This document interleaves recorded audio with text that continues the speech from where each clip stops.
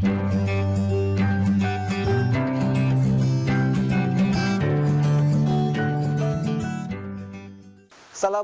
warahmatullahi wabarakatuh. Selamat pagi adik-adik. Perkenalkan, nama Bapak Ridwan Nurdin. Di sini sebelum mulai pelajaran, kita berdoa terlebih dahulu. Berdoa akan Bapak pimpin, kemudian kalian bisa diulangi. Bismillahirrahmanirrahim. Allahumma inni as'aluka ilman nafi'an wa rizqan thayyiban wa amalan mutaqabbalan. Amin ya rabbal alamin. Baik. Pada pagi ini Bapak akan membahas materi kelas 12 semester 1, yaitu bab 3 saling menasihati dengan santun dalam Islam. Pertama kita akan membahas tentang pengertian nasihat. Saling mengingatkan dalam kebaikan adalah kewajiban sesama muslim. Dalam Islam, mengingatkan orang lain secara lisan semacam itu bisa disebut dengan nasihat atau wasiat, tausiah, muizah, dan takziro atau peringatan.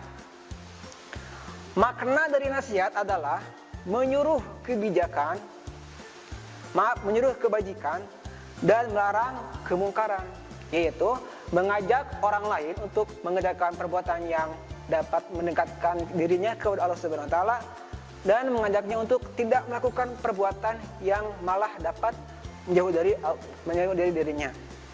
Selanjutnya, Nabi Muhammad SAW bersabda yang artinya agama adalah nasihat. Kemudian kami para sahabat bertanya, nasihat itu apa? Untuk apa? Rasulullah SAW pun menjawab, untuk Allah, untuk nabinya, untuk rasulnya, untuk pemimpin kaum muslimin dan kaum muslimin secara umum. Hadis riwayat Imam Muslim. Selanjutnya, dalil tentang nasihat, yaitu dijelaskan dalam surah Al-Harsh ayat 1-3 yang berbunyi, A'udzu billahi minasyaitonir rajim. Bismillahirrahmanirrahim. Wal 'ashr innal insana lafi khushr illa alladzina amanu wa 'amilus solihati wa tawassaw bil haqqi wa tawassaw bis sabr. Yang artinya, demi masa sungguhnya manusia itu benar-benar dalam kerugian kecuali orang-orang yang beriman, mengerjakan amal soleh dan menasihati supaya mentaati kebenaran dan nasihati supaya menetapi kesabaran.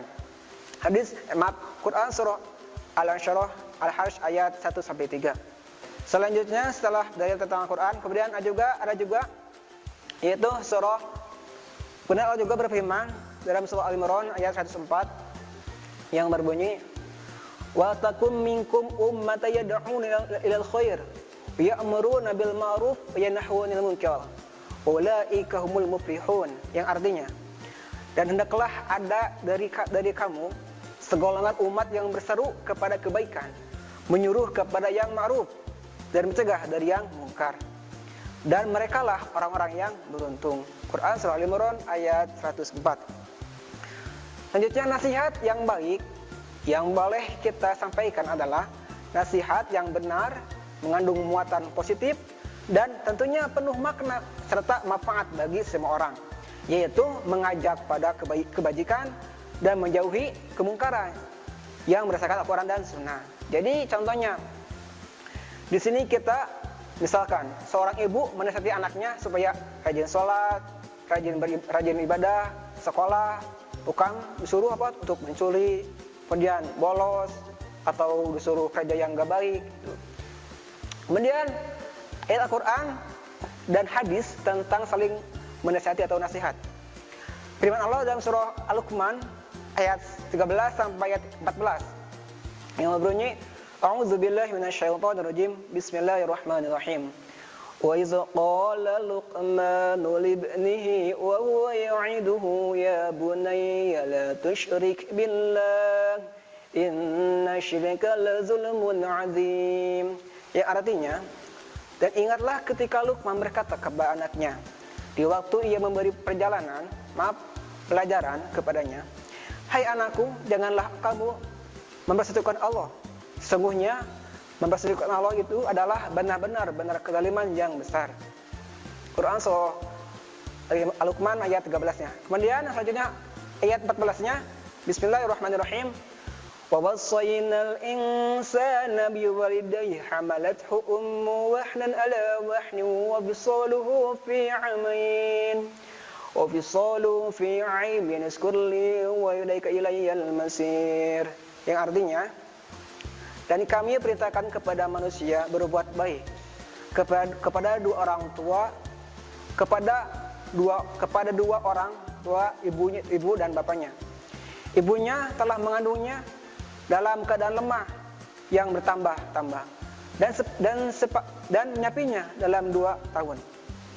Bersyukurlah kepadaku dan kepada dua orang ibu dan bapakmu, hanya kepadakulah kembalimu. Quran surah Al-Imran ayat 14. Selanjutnya, adapun adab-adab untuk memberi nasihat. Yang pertama, ikhlaskan niat kita. Ikhlas untuk nasihati, yaitu semata-mata untuk mengharapkan ridho Allah Subhanahu wa taala.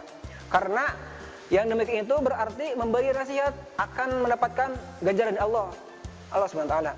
Sehingga Allah pun akan membantu engkau orang yang dinasihati, akan diberikan hidayah olehnya.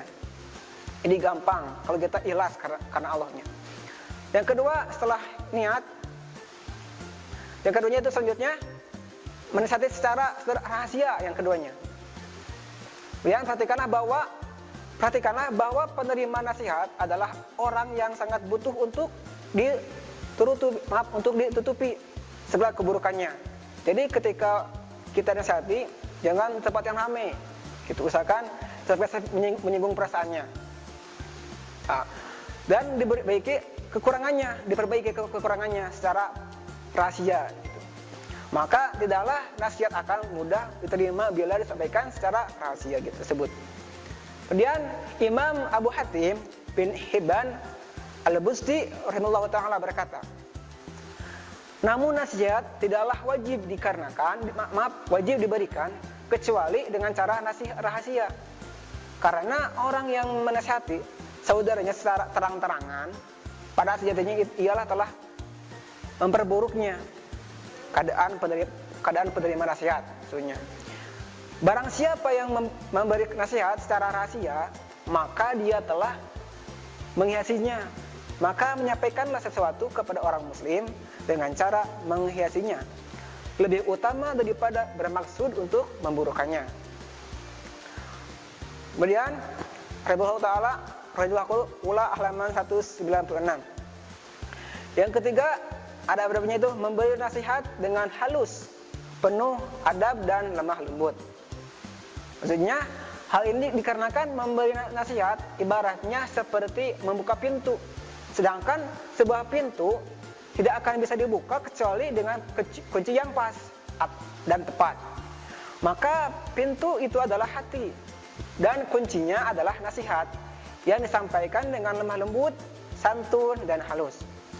Ini sesuai dengan sabda Nabi Muhammad SAW yang artinya, sesungguhnya kelemahan, lembutan tidaklah berada dalam suatu kecuali menghiasinya, dan tidaklah terpisah dari suatu kecuali ia terburuk. Hadis riwayat Muslim. Yang keempat, yang selanjutnya itu adab nasihati itu tidak memaksa. Maksudnya orang yang menasihat tidaklah berhak sama sekali untuk menerima nasihatnya, karena pemberi nasihat adalah seseorang yang membimbing menuju kebaikan. Sehingga hak pemberi nasihat hanyalah menyampaikan dan memberi arahan saja.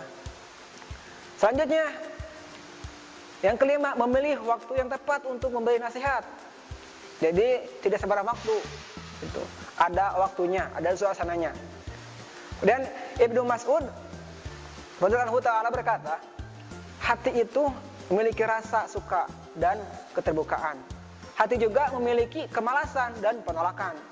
Maka raihlah ketika ia suka dan menerima, dan tinggalkanlah ia ketika ia malas dan menolak. Al-Hadab Asyariyah karya Ibnu Mufti. Jadi maksudnya ketika kita menasihati seseorang, kita harus tahu waktu ke tempat supaya orang tersebut bisa menerima kita. Situasinya dulu apakah pas yang kita akan sampaikan, takutnya tersinggung atau apa gitu. Yang selanjutnya setelah waktu kemudian ada hikmah dan manfaat nasihat.